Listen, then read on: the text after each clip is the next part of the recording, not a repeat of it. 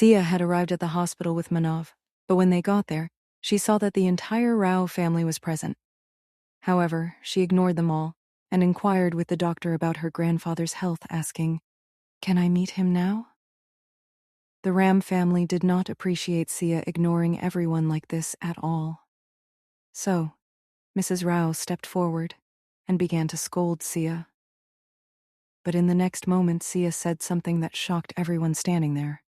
Looking at Mrs. Rao, she said, "Are you saying something to me, Mrs. Rao?" Siya calling her mother special liquor in front of everyone took everyone by surprise, as it was the first time this had happened, because Siya had referred to her that way. Since Siya had come from the ashram until she disappeared from the hospital, she had always called her Mahi. But in these few months, Siya had changed so much that it was difficult for them to understand whether she was Siya or someone else. Seeing that no one was saying anything, Siya turned her gaze away from them all. And then once again, she said to the doctor, "Doctor, I asked you, is my grandfather okay now? Can I meet him?" To which the doctor asked Siya, "Miss, may I know who you are and who the patient is to you?" Siya replied, "He is my grandfather." The doctor then looked at her and asked, "Is your name Siya?" To which Siya nodded in agreement and questioned, "How do you know my name?" The doctor said, "The patient has been repeatedly calling your name even in his unconscious state. He kept saying, 'Find my granddaughter. Where are my children? I was just telling your family that if possible you should be brought to him to meet. It's good that you came yourself and please come with me.'" Siya became a little emotional upon hearing the doctor's words, but she controlled her emotions seeing the situation and started walking straight inside with the doctor. Just then, someone grabbed her hand from behind. When Siya turned around to see who it was, anger and hatred appeared in her eyes, because it was Ragini who had grabbed her hand, and she was looking at her with very different emotions on her face. Holding Sia's hand, Ragini said very lovingly and innocently, "Siya, why are you behaving like this? Are you angry with me? Look, if you are angry with me, then I apologize to you. But please don't do this with Mom, Dad, and brother. It will hurt all of us a lot." She continued, "I know you are very angry with me, you hate me, but Siya, I am telling the truth. Please don't punish my family because of me. If you want, I apologize to you.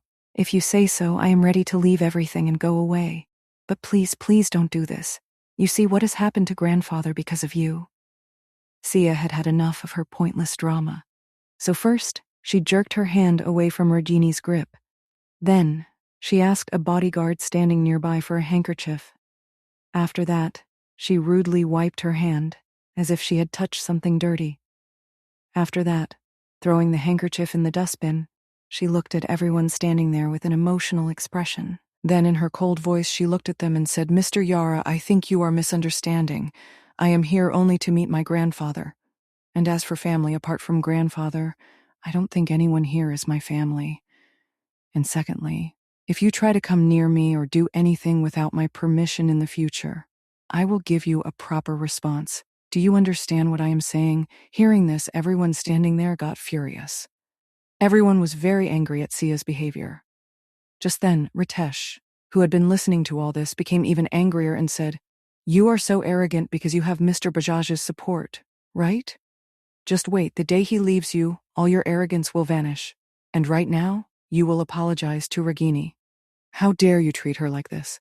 Talk to her like that." I said, "Apologize now." Siya looked at him and said, "And why should I do that? Who are you all to tell me this? And why should I apologize to her? Was I talking to her face to face? Or did I stand in her way? She stood in my way, so she will apologize, and that too right now." Hearing Sia's words, Ragini was also getting angry. So she angrily said, "Siya, you are crossing your limits. Do you even know what you are saying? Why should I apologize to you? You should be the one apologizing to me and the whole family. If you apologize, I will personally request everyone to forgive you and bring you back home. Because staying in someone else's house like this is not the behavior of a good girl. You know, staying in the house of strangers. What do people say about a girl who is with a boy? What do they call you? Everyone will say you're Mr. Bahaj's kept." Before she could say more, a loud sound echoed there. Everyone was in shock because Siya had slapped Ragini hard. She had hit her with such force that Regini's entire face turned to one side. Blood started coming from the corners of her lips. Even the poor girl's jaw had shaken. Sia's fingerprints were imprinted on her cheeks. No one expected Sia to do this suddenly, as she had always been very calm, quiet, and like a frightened kitten. But today, suddenly slapping Regini openly, and that too so hard, shocked everyone. Regini also did not expect this. She felt her entire jaw was shaking. She looked at Sia with anger and then started crying loudly, looking around. This brought everyone back to their senses. The first three brothers quickly rushed to Regini and started looking at her. At this moment, Sia's handprints were visible on Regini's cheek, and slowly her cheek was swelling. There was a slight trickle of blood from the corners of her lips. Mrs. Rao became so angry at all this that without thinking much, she raised her hand to hit Sia. Before her hand could touch Sia, Sia firmly grabbed her hand and pushed her back. She was not prepared for all this, so due to the push, her steps faltered, and she began to fall. But Mr. Rao caught her, preventing her from falling. Looking at them, Sia angrily said, "I am forgiving you, considering this your first and last mistake. Next time, if you try to talk to me in anger or touch me, then I will not show you the respect I am giving you now. Understood?"